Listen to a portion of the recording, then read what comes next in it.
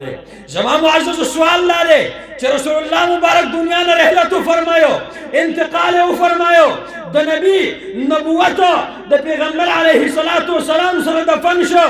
نبی د دنیا نه لاړو لیکن محنت جاری او ساری ده هغه صحابه چې پیغمبر علیہ السلام د یو نیم لاکھ په تعداد کې پرې خو ده د پیغمبر علیہ السلام امتیان څه کم 2 اربو ته څنګه ورسېدو نو سیده ساده جواب ده چې پیغمبر علیہ السلام خلال لیکن د قرآن حاملین موجودو صحابه سره د پیغمبر علیہ الصلوۃ والسلام د وفات نه بعد قرآن مجید موجودو پیغمبر علیہ الصلوۃ والسلام د زنکدن په موقع باندې کله پیغمبر علیہ السلام مرض الوفات کړي صحابه ته په حکم درخواست وکړه مال څه کاغذ راوړي مال قلم راوړي چې تاسو ته څه لیکل وکما صحابه کې چاوي قلم راوړو چاوي مې راوړي عمر رضی الله تعالی عنہ قلم راوړي رسول الله مبارک ته تکلیف ده تکلیف مور کوي قرآن موجود ده چې څه قسم راهنمایي ده که پیغمبر علیہ الصلوۃ والسلام نو صاحب قرآن نو قرآن موجود ده من بر دین راهنمایي اخلو لہذا 1400 کاله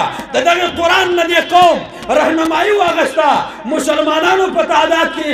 اضافه رااله بیا دغه مسلمانانو په صدو باندې حکومتونه وکړه په صدو باندې دی هغه شان او شوکت د مسلمانانو هم برقرارو د اسلام هم برقرارو لیکن معززو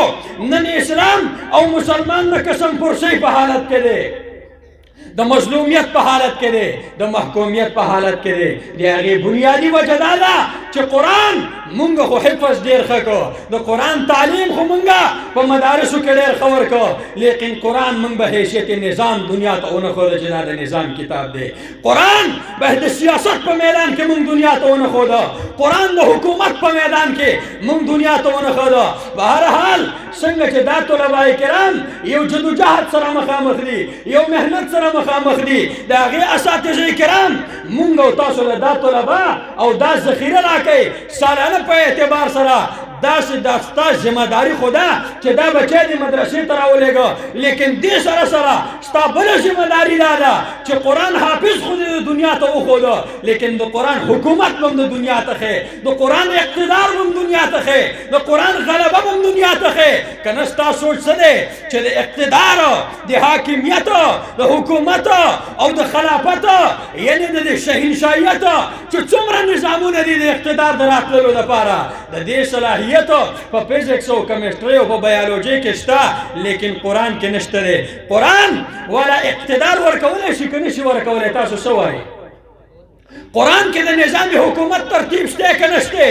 لہذا معززو یوه ذمه داري دې طلباو ادا کړه او یوه ذمه داري په تاسو باندې عاید ده چې مسلمانان به دنیا ته د قرآن مجید نظام حاکمیت ښیي په دغه بنیاد باندې معززو د مدارسو دا ترتیب چې کوم تشکیل شوی دی یاد ساتئ دا د دې صدی ایجاد نه دی دا د پیغمبر علیہ الصلوۃ والسلام خپل سنت دی چې د صوفې په شکل کې مدرسه قائم کړه د دار ارقم په شکل کې مدرسه قائم کړه صحابه کرام ته دین وښوده زما معززو د طالب العلم سره پیغمبر علیہ السلام محبت وکړو د طالب العلم د تعلیم بندوبست وکړو د هغې د مکان بندوبست هم کړی دی د هغې د طعام بندوبست کړی دی د قیام او د طعام بندوبست د طالب العلم دپاره کول د مدرسې دپاره کول دا د خوږ نبی کریم صلی الله علیه وسلم ایجاد دی دا د هغې مبارک سنت دی لہذا په دغه بنیاد باندې معززو زمونږ دې کار ته به د دې صدۍ د ایجاد په نظر باندې نه ګورئ او که چرته دا